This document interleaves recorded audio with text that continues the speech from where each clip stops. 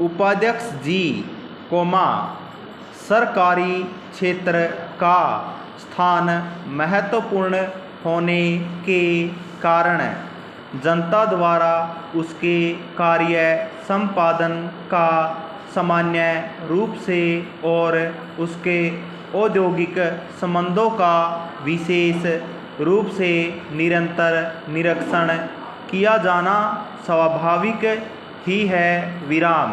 सही आलोचना से सरकारी क्षेत्र के प्रबंधकों में सतर्कता आई है और उसके परिणाम स्वरूप उनके काम में सुधार हुआ है।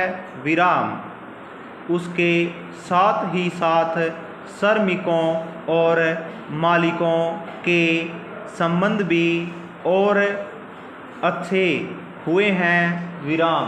मुझे विश्वास है कि अच्छे औद्योगिक संबंधों की स्थापना से सरकारी क्षेत्र अवश्य तरक्की करता चला जाएगा। अगला पैरा। मुझे यह जानकर प्रसन्नता हुई कि आर्थिक चेतना के अगस्त अंक में भारतीय अर्थव्यवस्था में सरकारी उद्योगों पर एक विशेषांक प्रकाशित हुआ है। सचमुच,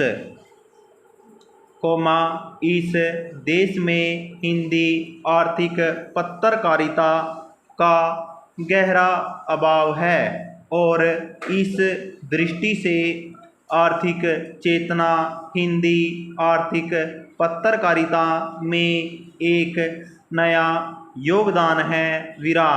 आज इस बात की आवश्यकता है कि लोगों को सरल हिंदी में हमारे आर्थिक कार्यक्रमों, नीतियों और योजनाओं से अवगत किया जाए। जब तक जनता और सरकार के बीच इस प्रकार में आदान प्रदान की समुचित व्यवस्था नहीं बनेगी, तब तक हमारी आर्थिक उपलब्धियों में गतिरोध बना रहेगा। मुझे विश्वास है कि इस गतिरोध को हिंदी आर्थिक पत्रकारिता ही दूर कर सकती है। पैरा। भारत का हमेशा यह आदर्श रहा है कि मुल्क आज़ाद रहे और प्रजातंत्र कायम रहे। पूंजीपति अर्थव्यवस्था में हम विश्वास नहीं करते जिसमें चंद लोग सारी जनता का शोषण करते हैं। ऐसी अर्थव्यवस्था से देश को कभी भी लाभ नहीं हो सकता।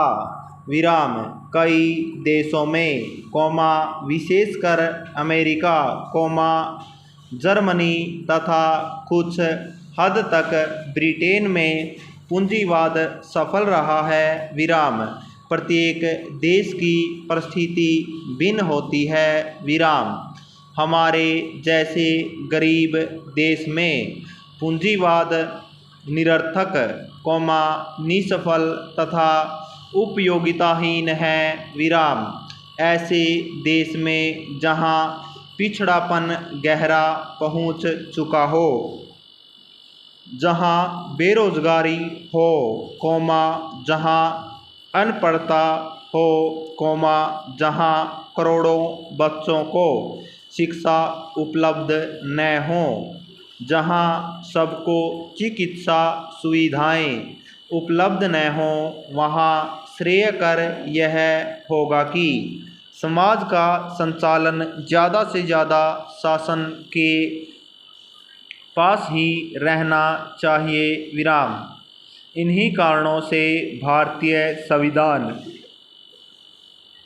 ने हमारे यहाँ मिश्रित अर्थव्यवस्था को स्वीकार किया है।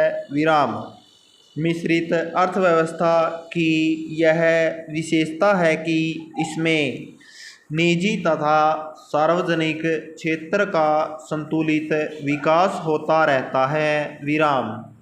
इससे एक और निजी क्षेत्र के उद्योगों में परस्पर प्रतिस्पर्धा बढ़ती है और दूसरी ओर सार्वजनिक क्षेत्र भी उन्नति करता रहता है, जिसके फलस्वरूप अधिक मात्रा में लोगों को रोजगार उपलब्ध होता है। विराम। अगला पैरा। गत वर्षों में सरकारी क्षेत्र पर 3500 करोड़ रुपए की राशि खर्च हुई है, जिसमें प्रशंसनीय माना जा सकता है। विराम। इस विनियोग ने भारत के औद्योगिक विकास की नींव डाली है। विराम। यद्यपि इन सरकारी उद्योगों की कार्यप्रणाली में सुधार करने तथा लाभ एवं उत्पादनशीलता बढ़ाने के ज्वलंत प्रश्न हमारे सामने हैं, तथापि आशा है कि निकट भविष्य में इन सार्वजनिक उद्योगों से अधिक लाभ होगा तथा उत्पादन बढ़ेगा। विराम। लेकिन इसके लिए आवश्यकता इस बात की है कि इस क्षेत्र पर निरंतर निगरानी रखी जाए तथा इसमें योग्य प्रबंधकों को नियुक्त किया जाए। विराम। तभी इस क्षेत्र को हमारी अर्थव्यवस्था का लाभप्रद घटक बनाया जा सकता है। विराम।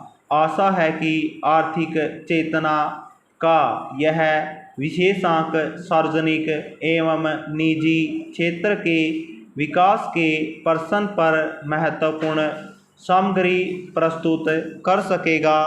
पूर्ण विराम।